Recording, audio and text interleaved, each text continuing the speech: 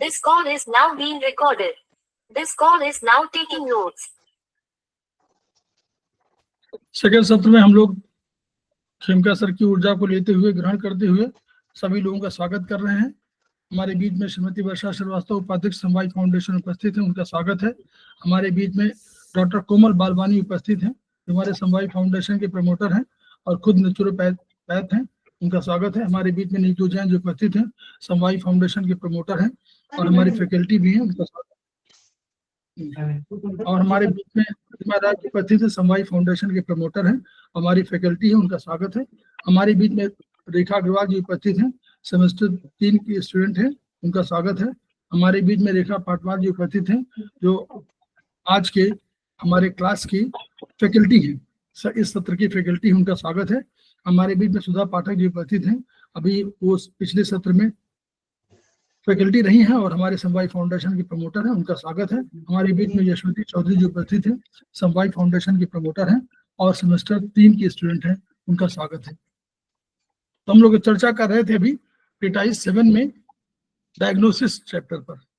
हम लोग बात करेंगे ट्रीटाइज 7 में ही हम लोग पेरिकार्डियम और ट्रिपल वार्मर पर चर्चा करने जा रहे हैं और उसके लिए पुनः रेखा पाटवाल जी का स्वागत है और उनको मैं क्लास शेयर दे रहा हूँ और ऊपर शेयर कर दे रहा हूँ चैप्टर। सभी को नमस्कार सर, प्रणाम सर।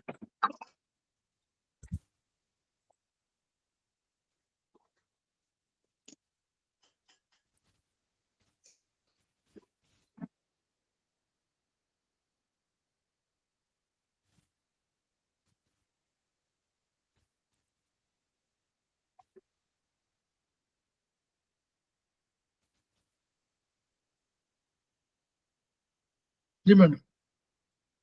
हाँ जी सर, आज हम पेरिकार्डियम के बारे में पढ़ेंगे।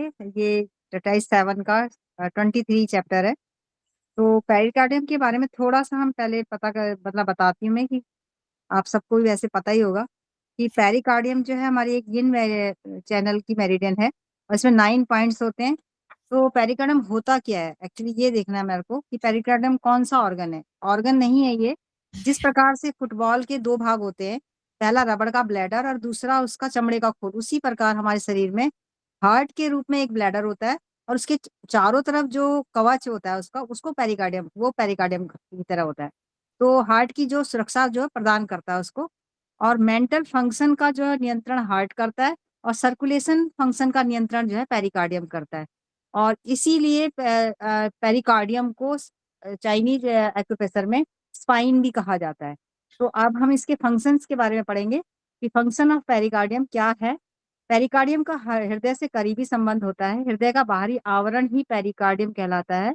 बाहरी पैथोलॉजिक फैक्टर के आक्रमण से यह हृदय की रक्षा करता है और हृदय शरीर का सम्राट होता है तथा पेरिकार्डियम उसका मंत्री कहलाता है। अतः हृदय के बाद यह शरीर का सबसे दूसरा महत्वपूर्ण अंग होता है।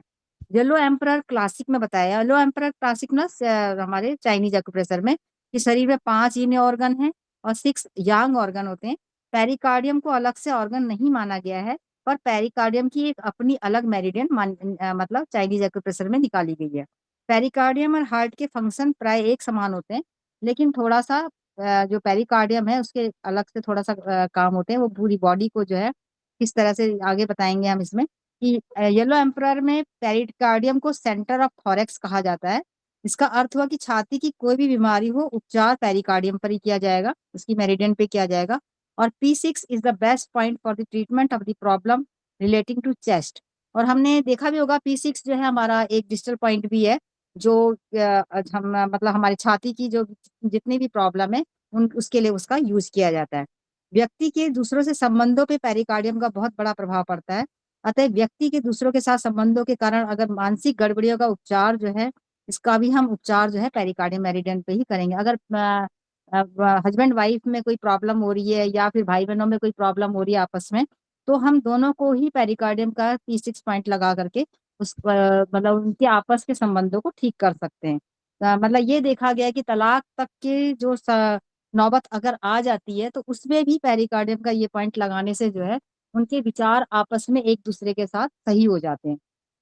एक्सटीरियर हीट को आक्रमण के साथ इन्फेक्शन डिजीज होने पर पेरिकार्डियम मेरिडियन पर उपचार करने से लाभ होता है।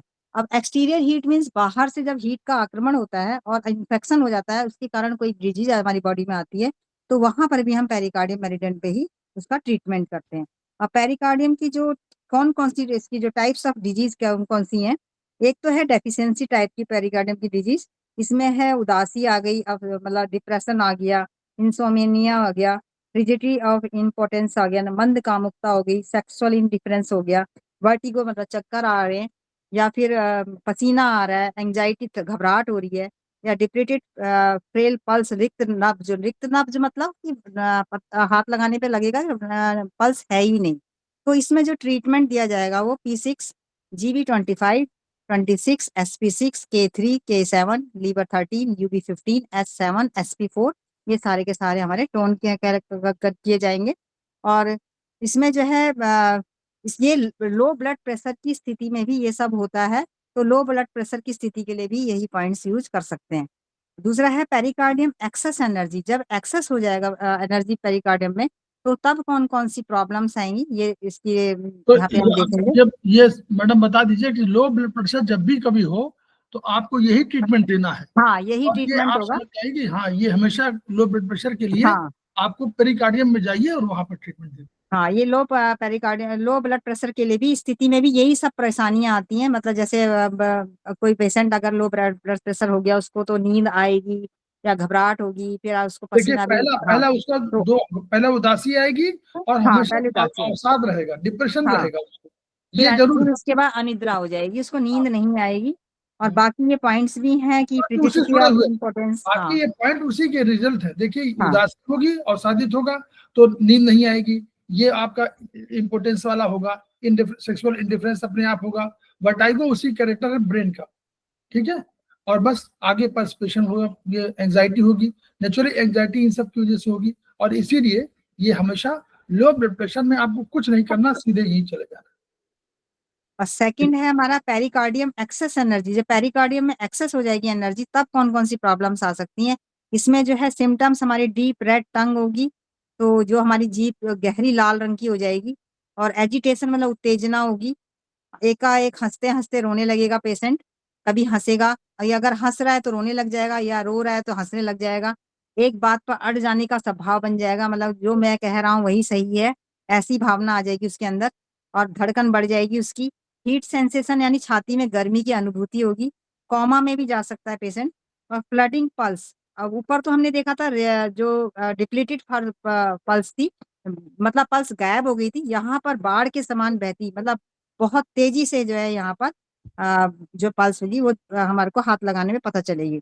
अब यहाँ पे जो पॉइंट है हमारे P3, P7, P8, UB14, SP6, ये सारे के सारे सेडेट होंगे, और इसमें हाँ सिर्फ इसमें SP6 जो है वो उसको हम टोन करेंगे, बाकी जो है P3 जैसे वाटर पॉइंट है, P7 अर्थ पॉइंट है, P8 फायर पॉइंट है, इन सबको हम सेडेट करेंगे। UB14 जो है ये बैक्सू पॉइंट है पेरिकार्डियम का, तो इसको भी हम सेडेट करेंगे। और SP6 जो है हमारा डिस्टल पॉइंट है, जो हमारे पैल्विक ऑर्गन्स हैं उनके लिए, तो उसको हम टोन करेंगे। तो ये हो गया सेकंड। अब थर्ड है imbalance between pericardium and triple warmer.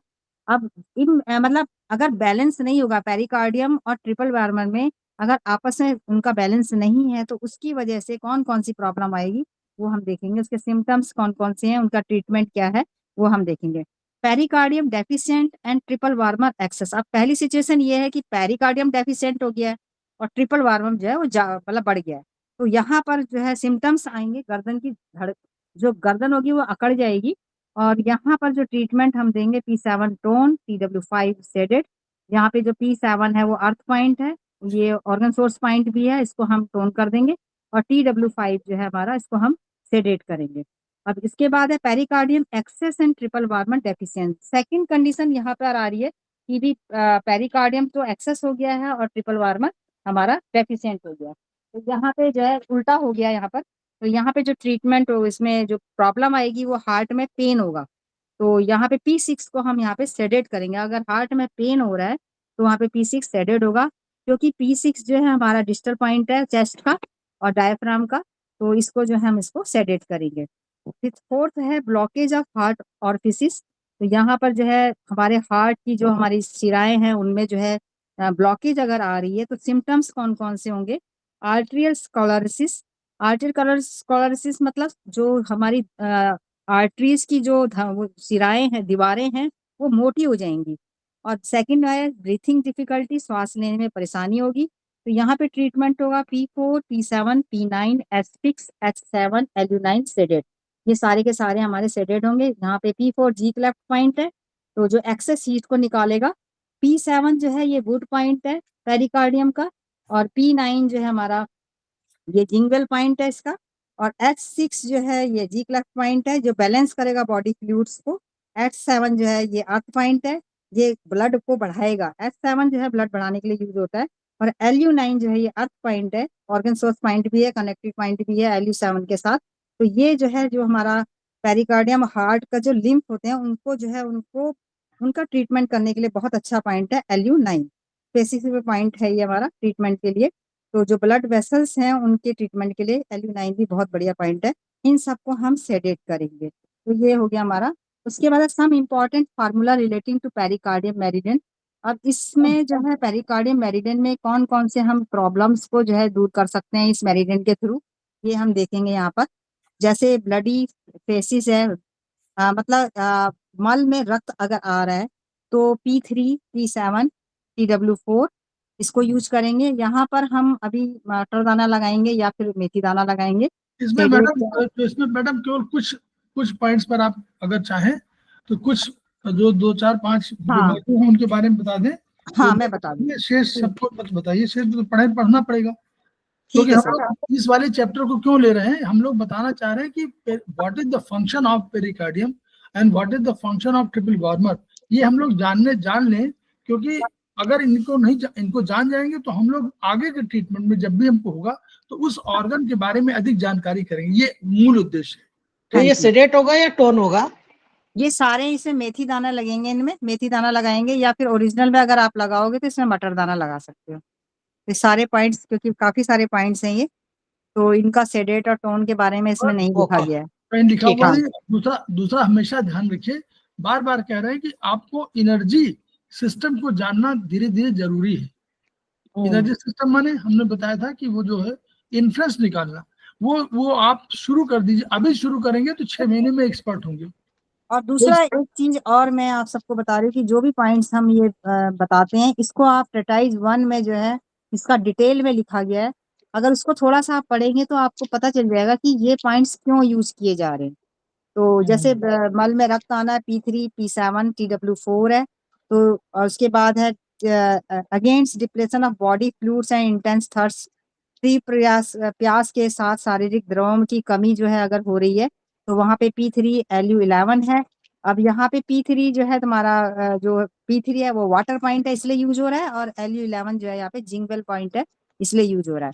Pain in chest, छाती में अगर दर्द हो रहा है तो P3, P6, P7। अब जो P6 है ये तुम्हारा चेस्ट का, और जो हमारा हमने सबने पहले भी पढ़ा होगा, डिस्टल पॉइंट है ये, जो छाती के दर्द के लिए बहुत अच्छा पॉइंट है ये। और P7 जो है हमारा अर्थ पॉइंट है, इसमें सेडेशन करेंगे इसको पॉइंट को। तो कोरोनरी आर्टरीज की प्रॉब्लम्स को ये जो है दूर करता है। अब मैं हर किसी का नहीं बताऊंगी, थोड़ा सा वैसे ही पढ़ लेती मैं। Pain in centre of body, अगर शरीर के मध्य भाग में दर्द है तो क्या करेंगे P3 UB17 23। Acute gastritis and enteritis, तीव्र गैस एवं आंतों का जो अगर इन्फ्लेमेशन हो रहा है तो P3 UB54, ये BB54 है। और उसके बाद रिमेटाइड माइक्रोकार्डियस। माइक्रो मतलब कार्डियस का मतलब कि हार्ट में जो है इन्फ्लेमेशन अगर हो रहा है मसल्स में जो है, तो वहां पर हम P3, P5, 6, H8 का यूज करेंगे। हेमाटेमेसिस, ब्लडी एक्सपोर्टेशन, मतलब अगर हमारे जो बलगम आ रहा है उसमें अगर खून की उल्टियां हो रही हैं तो P4 Li11 और TW8 है। और उसके बाद है इंसोमेनिया और पल्पिटेशन, अगर धड़कन भी बढ़ी हुई है और अनिद्रा हो रही है तो P4 SP6 H7। हार्ट में पेन है हार्ट तो P4 6 7 H6 liver 3। Rheumatoid heart group, अगर हार्ट में कोई प्रॉब्लम आ रही है, रिमेटाइड उसकी प्रॉब्लम हो रही है तो P3 4 और 8 को यूज करेंगे। और इसमें 2 ग्रुप बनाए गए हैं, सेकंड ग्रुप को तब यूज करेंगे अगर पहले ग्रुप से हमको फायदा नहीं हुआ तो।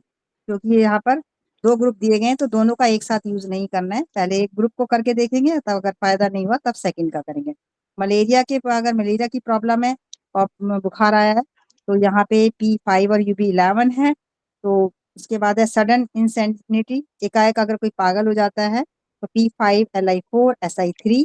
हाइपरथायराइडिज्म, थायराइड का बहुत ज्यादा हाइपर हो गया है, तो P5 Sp6। क्योंकि as coma and aphasia due to wind stroke, अगर एकदम से विंड स्ट्रोक की वजह से कॉमा आ गया या आवाज गायब हो गई है, तो P6 GB26।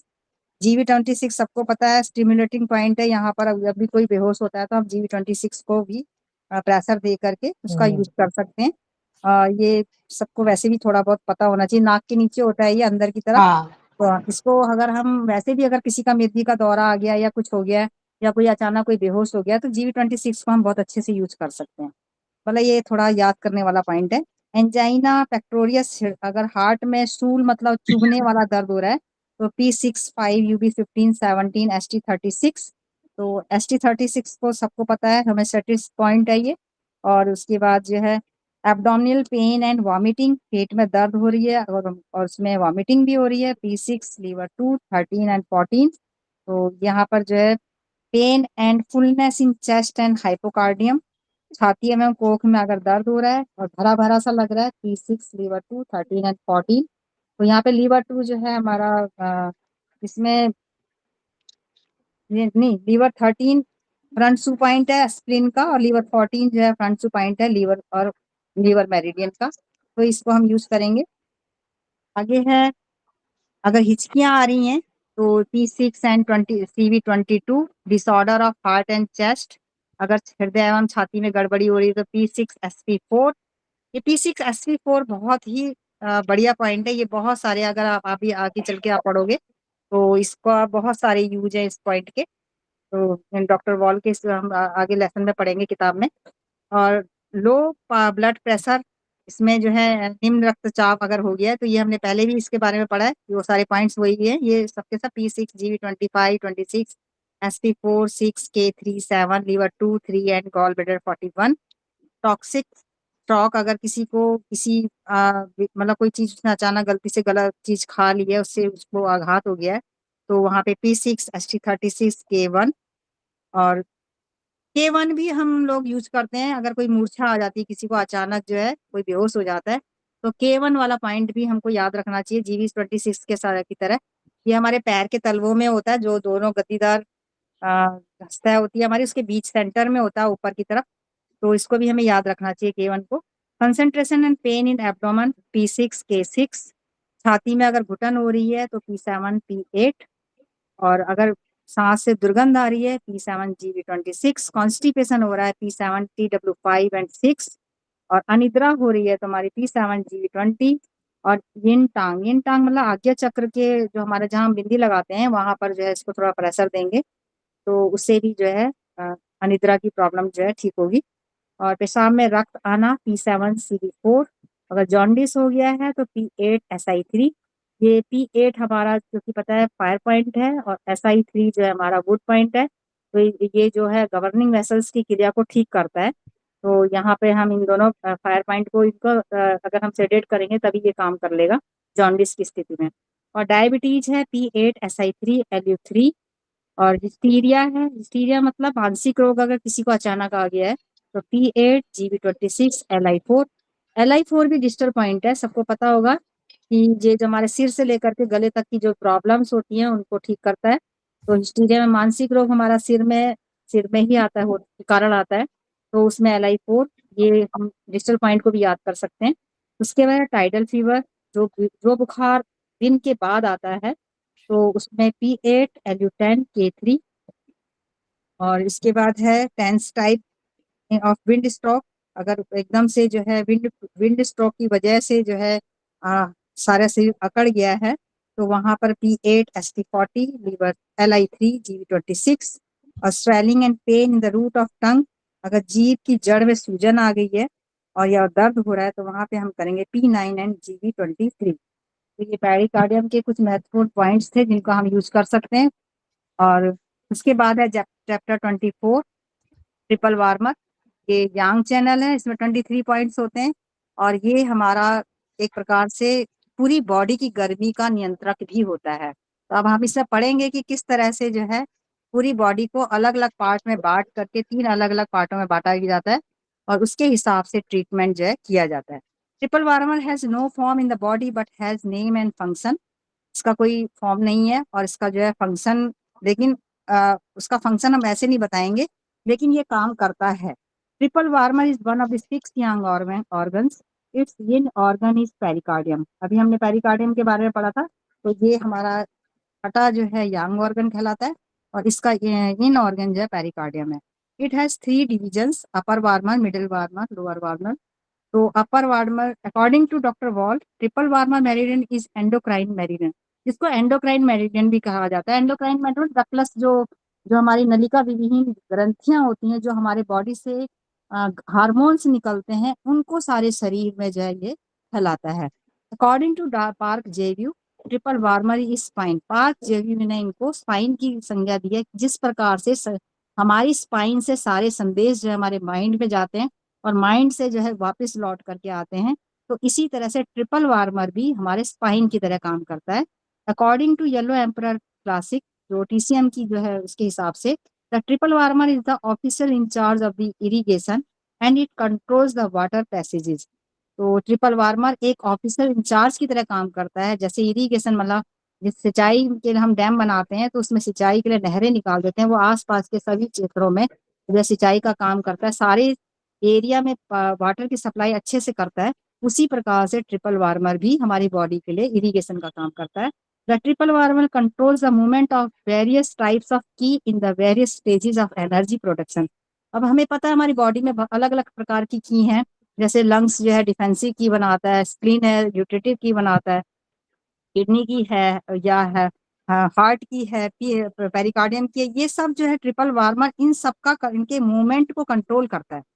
तो the upper warmer lets out and directs the defensive qi in the lungs.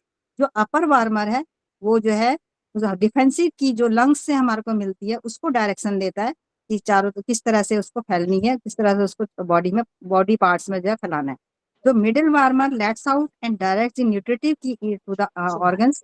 जो मिडिल वार्मर है वो डायरेक्शन देता है हमारे न्यूट्रिटिव की को कि वो ऑर्गन्स में किस तरह से जाएगी। The lower warmer lets out and directs the body fluid to the urinary bladder. और यूरिनरी ब्लैडर को लोअर वार्मर जो है डायरेक्शन देता है कि किस तरह से हमारे जो बॉडी फ्लूइड्स हैं वो सही तरीके से नीचे को जाएंगे और इस तरह से हमारे जो वेस्टेज है वो बाहर आएगी। An impairment of the triple warmer function will appear at blockage of various types of key or body fluids in the upper warmer, middle warmer और lower warmer as follows। तो जो हमारी अगर इम्पेयरमेंट ऑफ ट्रिपल वार्मर, अगर triple warmer की अगर उसकी ability में कोई कमी आती है तो उसकी वजह से जो है हमारे बॉडी के जो की है वो किस प्रकार से उनमें ब्लॉकेज आ जाती है और वो बॉडी फ्लूइड्स जो है ऊपर ऊपर बीच में और नीचे वाले बार में किस तरह से उसमें गड़बड़ पैदा होती है वो हम देखेंगे। ए blockage of defensive qi in the upper warmer caused by an impairment of the lungs dispersing function would it turn cause sneezing. अगर हमारे अपर वार्मर के फंक्शन में कोई गड़बड़ होती है तो क्या होगा कि जो हमारी लंग्स जो है डिफेंसिव की दे रही है वो सही तरह से नहीं जाएगी और उसकी वजह से हमारे को स्नीजिंग मतलब छींके आना शुरू हो जाएंगे। ये ब्लॉकेज ऑफ न्यूट्रिटिव की इन द मिडिल वार्मर, अगर ब्लॉकेज हमारे मिडिल वार्मर में आ रही है क्योंकि मिडिल वार्मर हमारे न्यूट्रिटिव की को सप्लाई करता है, तो वहां पे अगर इसमें कोई गड़बड़ हो रही है, उसका लॉस हो रहा है, तो जो न्यूट्रिटिव की को हम आगे बढ़ाते हैं, ट्रांसपोर्ट करते हैं उसको आगे और जो जगह पे पहुंचाते हैं उसमें गड़बड़ हो जाएगी। कहाँ पर होगी? वो एब्डोमिनल डिस्टेंशन होगा, मतलब पेट में जा करके, क्योंकि पेट से ही मिडिल वार्मर हमारा पेट का हिस्सा है, तो वहां पर एब्डोमिनल डिस्टेंशन हो जाएगी, वहां पे रुकावट आएगी और वहां पे हमारी प्रॉब्लम शुरू हो जाएगी। A blockage of body fluids in the lower warmer. अब लोअर वार्मर में अगर उसके इम्पेयरमेंट होता है, कोई लॉस होता है उसके फंक्शन में, तो वहां पर जो है ट्रांसफॉर्मेशन फंक्शन ऑफ की transformation would in turn cause retention of urine. तो उसकी वजह से, क्योंकि अब वहां पर जो है हमारा वेस्टेज जा रहा है नीचे को, तो जो मतलब वो उसमें गड़बड़ शुरू हो जाएगी। जैसे यूरिन का पास आउट सही तरीके से नहीं होगा या फिर धीरे धीरे होगा, या फिर ब्लैडर में कोई प्रॉब्लम हो जाएगी, तो ये हमारा लोअर वार्मर की वजह से होगा, अगर उसमें कोई गड़बड़ होती है तो। अब इसको अकॉर्डिंग समझिए, to division of the body, madam यहीं पर आपको समझना है कि अब ट्रिपल वार्मर की भूमिका क्या बता रहे हैं। ये ट्रिपल वार्मर ब्रेन से जुड़ा हुआ है। जो काम ब्रेन कर रहा है, कोई ऑर्डर देता है आपको, समझ, ब्रेन कोई ऑर्डर दे रहा है कि आप ये काम करिए। ट्रिपल वार्मर उसका चीफ एग्जीक्यूटिव अधिकारी के रूप में फंक्शन कर रहा है। वो क्या कर रहा है, न्यूट्रिटिव की को तो बीच में डाल दे रहा है कि स्पिन कंट्रोल करो उसको। ऊपर वाला कहता है कि भाई आप जो डिफेंसिव की है उसको कहता है लंग्स कंट्रोल करो, तो लंग्स को एक ऑर्डर दे दिया, तो लंग्स का भी एग्जीक्यूटिव अधिकारी हो गया ना। उसी तरह जो यूरिन है, फ्लूइड के लिए कह दिया रिटेंशन ऑफ, उस वहां कर दिया यूरिन के लिए, और किसको यूबिक कह दिया, तो यूबिक काम, यानी सारे कामों के हेल्प करिए चीफ एग्जीक्यूटिव अधिकारी के रूप में भूमिका ट्रिपल वार्मर की है, इसलिए उसकी इंपॉर्टेंस है। वो फंक्शन के रूप से बहुत बढ़िया, चाहे आपको दिखाई पड़े या ना दिखाई पड़े, तो ये फंक्शन की बात कर रहे हैं। आगे चलिए madam. According to the 3 division of body from the diaphragm to the head is the upper warmer. अब यहाँ पे इसकी स्थिति बताई गई है कि कौन सा वार्मर कहाँ पे से कहाँ तक काम करेगा। जैसे अगर ऊपर अपर वार्मर है तो हमारा ये जो है ऊपर से हेड से लेकर के तुम्हारा डायफ्राम तक का इसका हिस्सा होगा। Between the diaphragm and the umbilicus is the middle warmer. Diaphragm से लेकर के हमारा जो नाभि है उसके बीच में हमारा मिडिल वार्मर होगा, और जो उससे नाभि से जो नीचे है हमारा वो हमारा लोअर वार्मर होगा। तो ये इसमें कौन कौन से ऑर्गन्स काम आ रहे हैं इसमें, जैसे अपर वार्मर में हार्ट होगा, लंग्स होगा, pericardium, throat, head and upper arm, मतलब हाथों का ऊपर का हिस्सा। और मिडिल वार्मर में जो है stomach, spleen and gall bladder. Middle arm मतलब जो हमारे बाजू के बीच का हिस्सा है वो वाला हिस्सा। और लोअर वार्मर में जो है हमारा liver, kidney, large intestine, urinary bladder, और इसमें स्मॉल इंटेस्टाइन भी हमारा इसमें लिखा नहीं है, तो ये भी लोअर वार्मर में आएगा। तो लोअर वार और इसके जो नीचे के हाथ हैं और हमारे लोअर एक्सट्रीमिटीज मतलब पैरों का जो नीचे का हिस्सा है वो भी हमारे लोअर वार्मर में आएगा। वास्तव में ट्रिपल वार्मर शरीर के ऊपरी भाग, मध्य भाग, निचले भाग में अंतर बता दी मैडम। देखिए गॉल ब्लैडर तो रखा बीच में, याद करिए गॉल ब्लैडर मिडिल वार्मर में है, लेकिन लीवर को रखा है नीचे, बस ये ध्यान रखिएगा। लीवर नीचे वाले में है बस, ठीक है। और इसमें स्मॉल इंटेस्टाइन के बारे में नहीं दिया गया, लेकिन वो आप बाद में तो हम लोअर में रखेंगे उसको। हाँ लोअर में है, एसआई लोअर में है। वास्तव में ट्रिपल वार्मर शरीर के ऊपरी भाग, मध्य भाग और निचले भाग में विभिन्न प्रकार की ऊर्जाओं के उत्पादन, संग्रहण एवं वितरण के कार्य को नियंत्रित करता है। यह ऊर्जा के उत्पादन, संग्रहण एवं वितरण के लिए आवश्यक ऊर्जा प्रदान करता है तथा इस कार्य के लिए जरूरी हार्मोन्स, पाचक द्रव आदि का निर्माण, नियंत्रण, संग्रहण एवं स्राव कराता है। इसलिए इसे एंडोक्राइन मेरिडियन भी कहा जाता है। यह शरीर के ऊपरी, मध्य एवं निचले भाग के तापमान का भी नियंत्रण करता है, इसलिए इसे ट्रिपल वार्मर कहा जाता है। ट्रिपल वार्मर ही इसलिए कहा जाता है क्योंकि तीनों वार्मर्स को जो है ये गर्मी प्रदान करता है, तो इसकी गर्मी का नियंत्रण करता है।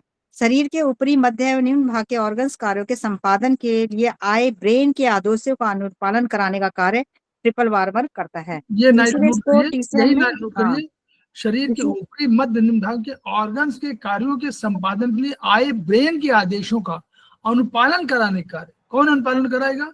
एग्जीक्यूटिव अधिकारी, चीफ सीईओ ट्रिपल वार्मर है, यही है। हाँ ट्रिपल वार्मर, इसीलिए इसको स्पाइन भी कहा जाता है टीसीएम में, ट्रिपल वार्मर को। ऑर्गन क्लॉक में ट्रिपल वार्मर का समय जो है इन्होंने टाइम दिया कि 9 से 11 के बीच का इसमें जो समय है वो ट्रिपल वार्मर का समय है। और इसको इन्होंने 3 भागों में बांट दिया है। जो 9 से 9:40 40 मिनट का जो टाइम है ये अपर वार्मर का है। 9:40 से 10:10 30 मिनट का जो टाइम है ये मिडिल वार्मर का है। और 10:10 से 11 बजे तक दोबारा 50 मिनट का टाइम जो है लोअर वार्मर में होता है। तो अब ये कैसे इसमें चर्म जब शरीर में जब पित्तिक अर्टिका आदि एलर्जिक चर्म रोग होते हैं, ये अर्टिका मतलब एक पित्ती रोग होता है जिससे पित्ती उछलती है मतलब एकदम से प्रकट होगी, और तो उसका प्रकोप पूरी बॉडी में हो जाता है। तो उसका टाइमिंग जब नोट करा गया तो सबके जितने भी पेशेंट पाए गए उनमें 9 से 9:40 के बीच में रात के समय जो है ये ऊपरी भाग में पित्ती उछलेगी। उसके बाद 9:40 से 10:10 में शरीर के जो हमारा मिडिल वार्मर है उसमें आएगी।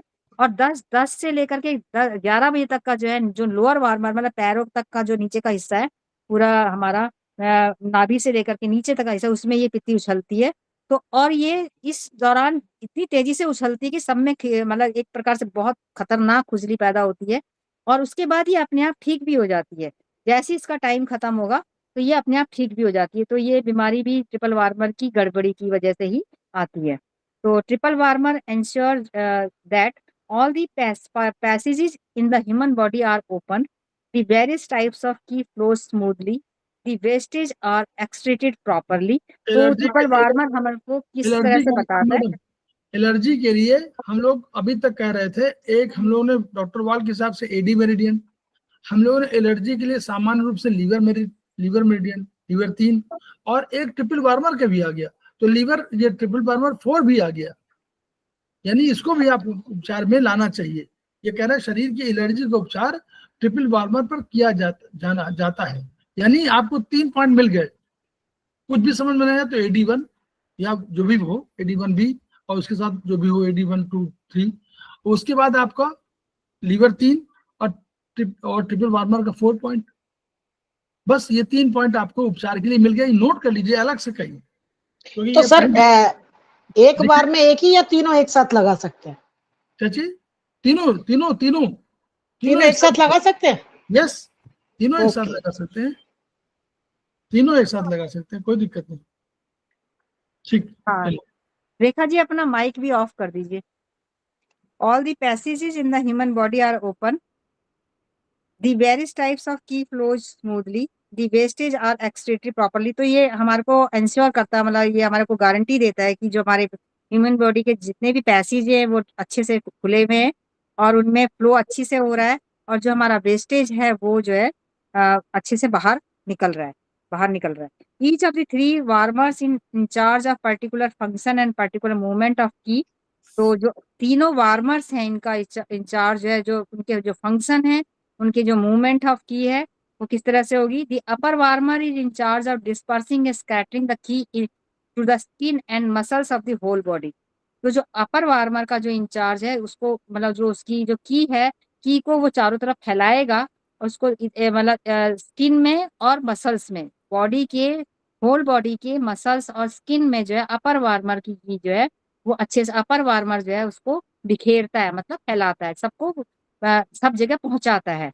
This work is done through lungs and heart.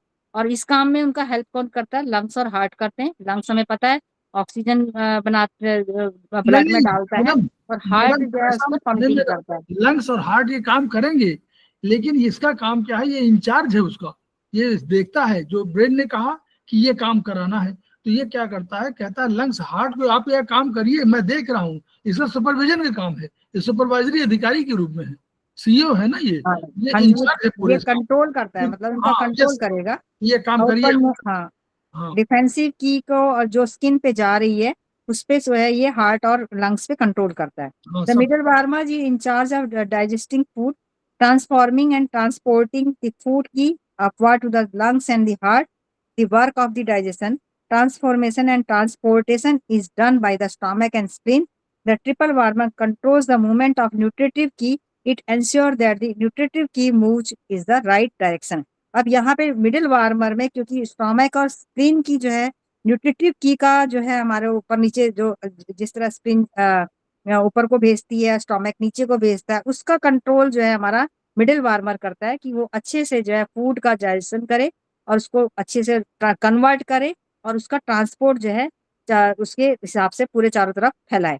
तो इट एंश्योर द स्प्लीन की गोज अपवर्ड एंड स्टोमक की गोज डाउनवर्ड। ये इंश्योर करता है कि स्प्लीन की जो है ऊपर की ओर जा रही है और स्टोमक की गोज डाउन नीचे की ओर जा रही है। हमें पता है स्प्लीन की ऊपर की ओर जाती है और स्टोमक की नीचे की तरफ जाती है। तो lower warmer is in charge transformation, transportation, excretion of fluids and wastage। The lower warmer controls the downward movement of key of intestine and UV। अब यहाँ पे जो है जो लोअर वार्मर है वो क्या करता है, जो हमारा लोअर वार्मर की जो की है, जो हमारी मूवमेंट ऑफ की है उसमें इंटेस्टाइन और यूबी में, उसको उसको सही तरह से उनका ट्रांसफॉर्मेशन करना, उनको अच्छे से भेजना और बाहर निकालने का काम, उस फ्लूइड्स को और उसके वेस्टेज को बाहर निकालने का काम हमारा लोअर वार्मर करता है। अब इस यही तो प्रकार हम देखते हैं। प्रश्न नोट करिए मैडम, आप लोग सब लोग, कि अगर मान लीजिए प्रश्न है ये, इसमें इसी से डिसाइड करिएगा आप लोग भी कि मान लीजिए आपकी स्प्लीन की ऊपर न जा रही हो और स्टमक की नीचे न जा रही हो, तो यानी कहीं ना कहीं ये अवधारणा बनती है कि हमारा ट्रिपल वार्मर कमजोर पड़ रहा है। तो ट्रिपल वार्मर को टोन कर सकते हैं हम लोग। तो आप ट्रिपल वार्मर को TW4 को टोन भी कर सकते हैं इन सब कामों में। और सब जो आप लगा रहे हैं TW4 को टोन कर दीजिए कि उसकी ताकत बढ़े, क्योंकि अगर वो ताकत बढ़ेगी तो वो कंट्रोल ठीक करेगा, और नहीं अगर खुद ही कमजोर है तो कैसे कंट्रोल करेगा। मान लीजिए कोई सुपरवाइजरी अधिकारी बीमार पड़ गया तो कोई काम ही नहीं कर पाएगा, तो उसको बीमारी से ऊपर उठा दीजिए। तो TW4 को टोन भी कर सकते हैं, नोट कर लीजिए कहीं कि TW4 को हम लोग टोन भी कर सकते हैं अगर ये काम फंक्शन न हो पा रहा ठीक सबका। चलिए आगे, बस ये हाँ, इस प्रकार हम देखते हैं शरीर के सभी प्रकार की ऊर्जाओं के सही दिशा में परिचालन का नियंत्रक ट्रिपल वार्मर होता है। अगर ट्रिपल वार्मर के इस कार्य में कोई गड़बड़ी आती है तो शरीर में की ब्लड और बॉडी फ्लूइड सामान्य रूप से प्रभावित नहीं हो पाते और शरीर में कहीं मार्ग अवरुद्ध हो जाता है और कहीं बाढ़ आ जाती है और कहीं ऊर्जा अवरुद्ध हो जाती है। तो अगर ये अपना सही से काम नहीं कर रहा है ट्रिपल वार्मर, तो हम देखेंगे कि स्प्लीन अगर मान लीजिए अपना काम नहीं कर रही है तो ब्लड की कमी हो जाएगी या फिर लूज मोशन हो जाएंगे। वो स्प्लीन का काम है होल्डिंग का, अब होल्डिंग नहीं कर पा रही है ढंग से क्योंकि ट्रिपल वार्मर सही से काम नहीं कर रहा है, तो वो लूज मोशन शुरू हो जाएंगे। और अगर स्टोमक में नहीं, स्टोमक का एरिया में बीच के एरिया में गड़बड़ हो रहा है तो लूज में पेट में दर्द हो सकता है या फिर कहीं पे स्टैग्नेशन हो सकता है। तो इस प्रकार से ट्रिपल वार्मर इन सभी कार्यों को जो है सही दिशा का जो है उसका नियंत्रक होता है, कंट्रोलर होता है। The triple warmer directs the 5 in and 6 young organs, the nutritive and defensive key and the channels, the key of interior and exterior, left and right, upper and lower. If the triple warmer is open, then the interior and exterior, left and right, upper and lower are also open. In this way, it regulates and irrigates the body. It harmonious interior and exterior, left and right, upper and lower. तो इस प्रकार से अगर triple warmer सही तरीके से काम कर रहा है तो राइट लेफ्ट है, ऊपर से नीचे है, नीचे से ऊपर है, दाएं से बाएं है या अंदर से बाहर है, इन सभी तरीके से जो है वो अपना कार्य ढंग से करेगा, उसको रेगुलेट करेगा और इरिगेट करेगा बॉडी को। इरिगेट मतलब अच्छे से सभी चीज का जो है उसमें फैलाना के काम ट्रिपल वार्मर अच्छे से करेगा। Triple warmer is controller of metabolism of fluids in the body. जो हमारे खाना जो हम खाते हैं उसका मेटाबॉलिज्म, उसको सही तरह से एनर्जी में कन्वर्ट करने का काम भी जो है उसको कंट्रोल करने का काम भी ट्रिपल वार्मर करता है। Triple warmer is a brave fighter in the body during severe infection. अगर इन्फेक्शन हमारी बॉडी में आ रहा है तो अगर हमारा ट्रिपल वार्मर स्ट्रांग है, वो सही से काम कर रहा है, तो वो उससे अच्छे से मतलब इन्फेक्शन को अंदर आने से रोकेगा। Symptoms of disease relating to the triple warmer and their treatment. Triple warmer में विंड का आक्रमण होकर निम्नलिखित रोगों के लक्षण प्रकट होते हैं, जैसे डीफनेस हो गई, कान में दर्द होना, कानों के पीछे दर्द होना, गालों में सूजन है दर्द होना, गले में खरखरी होना और GB1 जो हमारे आँख के साइड में होता है उसमें दर्द होना। तो ये ट्रिपल वार्मर गॉल ब्लैडर, इसमें triple warmer and gall bladder meridian के मार्ग पर गर्दन, चेहरे एवं सर में तकलीफें प्रकट होती हैं। ऐसे में समझना चाहिए कि अपर वार्मर प्रभावित हुआ। तो ये सारे जो हमने ऊपर पॉइंट्स देखे हैं ये हमारे अपर वार्मर से रिलेटेड है। इसका प्रमुख लक्षण ये है कि जीभ के, अब इसको हम टंग में किस तरह से इसको डायग्नोज करेंगे कि एक तरफ सफेद या पीली परत बन जाती है और बच्चों की जीभ में एक तरफ लाल चकत्ते पड़ जाते हैं। अगर ये सब हो रहा है, हम डायग्नोसिस के हिसाब से देखेंगे तो हमें पता चलेगा कि ट्रिपल वार्मर का जो है अपर वार्मर जो है वो प्रभावित हुआ है। तो उसमें ट्रीटमेंट देंगे TW5, GB20, 34, 41, लीवर 3, ये सारे के सारे सेडेड होंगे। इसमें जो ट्रिपल वार्मर 5 है वो जो है लियो कनेक्टेड पॉइंट है ट्रिपल वार्मर और पेरिकार्डियम का, तो इसको यहाँ पर TW5 लगाएंगे। GB34 जो है ये अर्थ पॉइंट है, 41 जो है ये वाटर पॉइंट है और लीवर 3 जो है हमारा ये हमारा शायद फायर पॉइंट होगा। इसको हम जो है सब कुछ शेड्यूल करेंगे। अर्थ पॉइंट है। हाँ, तो अपर वार्मर में 2 प्रकार का बाह्य आक्रमण होता है। इसमें विंड कोल्ड होती है, विंड हीट होती है। तो अपर वार्मर में हमने नोट करा है कि जब भी बहुत ज्यादा ठंड पड़ती है और अंदर हम अपने घर के अंदर हम गर्माहट में बैठे हुए हैं और बाहर जैसे ही निकलते हैं तो हमारे को विंड कोल्ड का अटैक हो जाता है। और विंड हीट मतलब अंदर हम AC में बैठे हैं और हम बाहर बहुत लू चल रही है, एकदम से बाहर निकले तो हमारे को विंड हीट का जो है इसमें आक्रमण हो जाता है। तो ये अपर वार्मर में जो है बाह्य आक्रमण का के सिम्टम्स हैं। कि अपर वार्मर विंड कोल्ड का आक्रमण हुआ है या विंड हीट का आक्रमण होने पर लंग्स पर जो है विंड कोल्ड या विंड हीट द्वारा आक्रमण के लक्षण प्रकट होते हैं। ऐसे में लंग्स पैटर्न का उपचार करना चाहिए। हमें ध्यान रखना पड़ेगा इसमें कि कौन सी प्रॉब्लम हुई है, कोल्ड की हुई है या हीट की हुई है। तो मिडिल वार्मर में रोग होने पर भोजन पच नहीं पाता। अगर मिडिल वार्मर में कोई आक्रमण होता है, आमाशय में भोजन अवरुद्ध हो जाता है, ऐसे में ट्रिपल वार्मर के साथ स्टोमक पैटर्न का भी उपचार करना चाहिए। ये मिडिल वार्मर की प्रॉब्लम का है कि खाना सही से पच नहीं रहा है और उसमें रिटेंशन हो गया, मतलब खाना जो है अवरुद्ध हो गया, वो आगे नहीं बढ़ पा रहा है। तो यहाँ पर हम TW4 ST42 दोनों को ही सेडेट करेंगे। TW4 हमारा जो है गर्मी का नियंत्रक है, वो ऑर्गन सोर्स पॉइंट है जो और ST42 है जो हमारा, ये भी ऑर्गन सोर्स पॉइंट है। ह्यूमिड को जो हमारी गर्मी है हमारे अंदर उसको जो है बैलेंस करता है ये ट्रिपल वार्मर के साथ। तो लोअर वार्मर में रोग होने पे मल एवं मूत्र त्याग संबंधी तकलीफें होती हैं। अब अगर लोअर वार्मर में कोई प्रॉब्लम आ रही है तो हमारे यूरिन से रिलेटेड प्रॉब्लम आएगी या स्टूल से रिलेटेड प्रॉब्लम आएगी। ऐसे में लक्षण के अनुसार डिजीज टाइप का उपचार करेंगे। जो भी हमारी जिस प्रकार की भी बीमारी है उसके हिसाब से हम उसका इलाज करेंगे।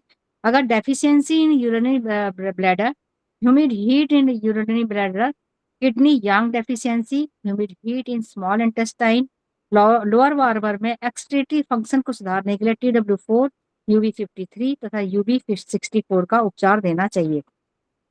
और triple warmer to treat nodes, fibromyositis, glands, lymph gland swelling of glands and tonsils. अगर ट्रिपल वार्मर के द्वारा हम इन सब की भी प्रॉब्लम को सॉल्व कर सकते हैं। कहीं पे नोट्स मतलब गांठें बन रही हैं या फाइबर जो है इकट्ठा हो गया है या हमारे जो ग्लैंड्स हैं वो उनमें स्वेलिंग आ गई है, उनमें स्वेलिंग आ गई है या फिर हमारे टॉन्सिल हो गए गले के अंदर, तो हम यहाँ पर जो है TW5, 10, GB20, 21, 34, 41, SI3 इन सबको हम सेडेट करेंगे। और यहाँ पे TW5 जो है डियोकनेक्टिक पॉइंट है पेरिकार्डियम का, और TW10 अर्थ पॉइंट है, ये वात और कफ को जो है निकालेगा। GB20 जो है ये वात दोषों को ठीक करता है, और GB21 ये जो है हमारा गॉल ब्लैडर और को टेस्टिंग पॉइंट है ये, और GB34 अर्थ पॉइंट है गॉल ब्लैडर का, और GB41 वुड पॉइंट है। SI3 ये जो है जीवी की क्रिया को ठीक करता है।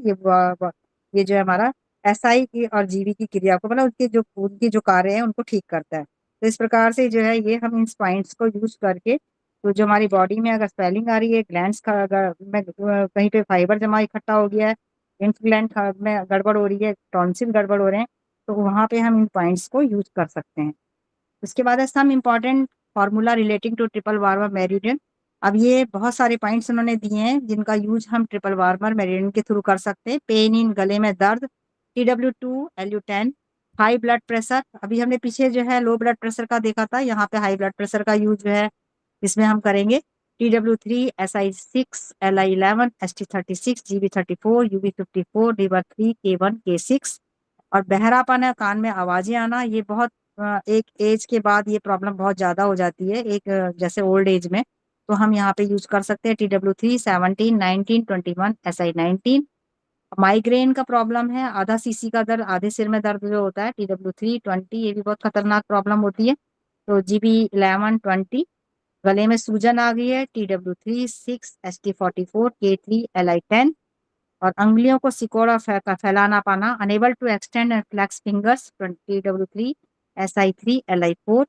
और अवसाद, डिप्रेशन अगर आ गया, TW3, GB20। और बहुत ज्यादा आदमी थक गया है तो उसमें TW4, ST42। पैरों में सूजन आ गए हो, कम करने के लिए पेशाब निकालना, अगर हमारा यूरिन पास आउट नहीं हो रहा है उसकी वजह से पैरों में सूजन आ रही है, तो TW4, UB64। ठंड और गर्म पारापारी आना, मतलब एक कभी ठंड लग रही है कभी गर्मी लग रही है, TW4, GB14, UB10, 12, ST25। उंगलियां में कलाई में कड़ापन और दर्द हो रहा है, तो TW4, P7।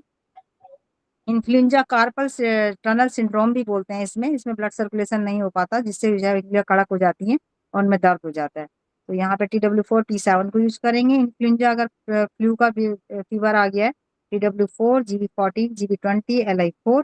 कलाई की पेशी का लकवा मतलब रिस्ट ड्रॉप, मतलब ना कलाई को उठा पा रहे हैं ना नीचे लटक गई है कलाई, तो TW4, LI5, SI4। Morning sickness, सुबह के समय अगर लगता है बुखार आ रहा है, तो TW4, CV12, CV14 और रेनॉल्ड डिजीज, हाथ पैर की उंगलियों की धमनियों में रक्तस्राव की गड़बड़ी से सड़न ऐंठन, और ये बहुत खतरनाक बीमारी है रेनॉल्ड डिजीज। इसमें ब्लड सर्कुलेशन बिल्कुल गायब हो जाता है हाथों से, और कभी हाथ जो है वो पीले पड़ जाते हैं, थोड़ी देर बाद उसमें नीलापन आ जाएगा और उसके बाद वो लाल हो जाएंगे हाथों में। बहुत झंझनाहट होती है, जैसे करंट दौड़ रहा है, और बहुत ज्यादा दर्द होता है। तो और ये जैसी ज्यादा ठंड होती है उसमें ये बहुत समस्या ये गंभीर हो जाती है। तो ये रेनॉल्ड डिजीज का भी इन्होंने बहुत ही इम्पोर्टेंट जो देखा जाए तो ये लेडीज के साथ बहुत ज्यादा प्रॉब्लम होती है सर्दियों में। तो TW4, H1, LE5, LE9 इसको हम यूज करेंगे। और उसके बाद है कलाई में दर्द, TW4, 5, P6, SI6। और फ्लू टाइप का अगर बुखार आ रहा है, TW5, LI4, LE7, GB20, GB2। Deafness and टाइनेटिस, बहरापन हो रही है, कान में आवाजें आ रही है, TW5, SI19, K3। और हाइपोकॉन्ड्रियक पेन, मतलब जो नाभि के ऊपर के पेट में अगर हमारा दर्द हो रहा है, जिसको कोक बोलते हैं, TW5, GB38, P6। Fever due to common cold, अगर सर्दी के कारण बुखार आ रहा है, TW5, GB41, LI4। Paralysis of upper arm, हाथों का जो है लकवा हो रहा है, तो TW5, LI11, 15, P3। और disorder of outer canthus retro auricle cheeks, necks and shoulder, अगर लेटरल साइड में जो है कोई स्थिरता आ रही है, मतलब या फिर कोई हमारी जैसे आंखों की पलकें हैं वो गिर रही हैं, या फिर हमारे चीक्स हैं, नेक है, शोल्डर है, इनमें कोई प्रॉब्लम आ रही है साइड में, तो TW5, GB41। Severe shoulder pain हो रहा है, TW5, SI6। Skin eruption on flanks, अगर हमारे से मतलब जो बैक पोर्शन में जो है हमारा कोई स्किन की प्रॉब्लम हो रही है, TW6, GB31। Pain in flanks, flanks मतलब साइड में, मतलब ना पीछे ना आगे, जो हमारे साइड में होता है, जो जैसे हमारे एक कांख होती है, तो वो वाला एरिया, रिब्स का जो साइड का एरिया होता है उसको हम पार्श्व फ्लैंक्स बोलते हैं। तो यहाँ पे अगर यहाँ पे खिंचाव आ रहा है, दर्द हो रहा है, तो TW6, GB34। और इंटरकॉस्टल न्यूरोलॉजिया, पसलियों में अगर दर्द हो रहा है, तो TW6, GB34। और पित्ताशय का प्रवाह, मतलब कोलेसाइटिस, अगर हमारे पित्त की थैली में जो है उसमें इन्फ्लेमेशन हो रही है, TW6, GB24, 34। हैबिचुअल कॉन्स्टिपेशन, अगर कॉन्स्टिपेशन बहुत लगातार हो रहा है, बहुत सालों से हो रहा है, TW6, ST25, 36, SP15। Fever without sweating, बिना पसीना आ ही नहीं रहा है, तो उसकी वजह उसमें TW6, LI11, GB14, P9। पेशाब रुक जाने की पुरानी बीमारी हो गई है, chronic retention of urine, TW6, SP15 to 25, मतलब 15 से लेकर 25 तक के जितने भी पॉइंट्स है वो सब लगेंगे। ST36। इनसफिशियंट लैक्टेशन, दूध कम हो रहा है फीडिंग के लिए, बच्चे के लिए, तो उसके लिए TW6, ST18, 36, CV17। Shortness of breath, मतलब अगर ऐसा लग रहा है सांस जो है अच्छे से नहीं आ पा रही है बाहर, तो TW2, 8। Sudden loss of voice, अगर आवाज एकदम से गायब हो गया, TW6, 8, UB66। When patient can not lift his arm, अगर आर्म अपने हाथ को नहीं उठा पा रहा है, TW15, LI11 पहला ग्रुप है। और सेकंड ग्रुप है TW14, LI11, SI5 और 11। तो पहला ग्रुप यूज करेंगे, अगर पहला ग्रुप से नहीं सही होता है तो हम सेकंड ग्रुप का यूज करेंगे। प्यूरलेंट डिस्चार्ज फ्रॉम ईयर, और इसमें कान से अगर पस निकल रहा है, TW17, 21, LI4। अरे बाजू में दर्द हो रहा है, बाਹਾਂ में दर्द हो रहा है, TW14, LI15, SI6। शोल्डर में पेन हो रहा है, TW14, LI15, SI9। Deafness and टिनिटिस, बहरापन आ रहा है, TW3, 17, SI19। फेशियल पैरालिसिस हो रहा है, TW17, ST2, 4, 6, LI4। और दांतों में दर्द हो रहा है, TW20, LI3, ST6, 7। Pain and swelling of gums, अगर हमारे मसूड़ों में सूजन हो रही है, दर्द हो रहा है, तो TW20, ST42, 44, LI4। ऑप्टिक न्यूट्रिटिस, दृष्टि तंत्रिका शोर, मतलब आंखों में कोई प्रॉब्लम आ रही है, TW20, GB20, UB18। तेयांग, अब ये तेयांग तो मुझे नहीं पता, मेरे ख्याल से ये आज्ञा चक्र का ही होगा, सर तायांग बताएंगे। तायांग कल बताया गया है, कल वो उसमें हम लोगों ने सब एक्स्ट्रा पॉइंट सब उसमें बता दिया है। क्लास है, क्लास उसका निकल गया है, आप यूट्यूब में देखिए, सारे पॉइंट 36 पॉइंट होते हैं टोटल, वो सब बता दिए गए हैं। हाँ जी, ठीक है, पिंपल्स एंड एक्जिमा, मुहासे एवं दांत, TW20, LU11, LI11। Tinnitus and डिप्लेसियस, कान में आवाज आना, एक की जगह दो आवाजें सुनना, TW2135। Toothache and year problem, कानों की प्रॉब्लम हो रही है, साथ साथ कान में भी दर्द हो रहा है, दांत में भी दर्द हो रहा है, TW20, 23, ST6, ST36। एपिलेप्सी हो रही है, मिर्गी का दौरा पड़ रहा है, TW23, GB20, 26।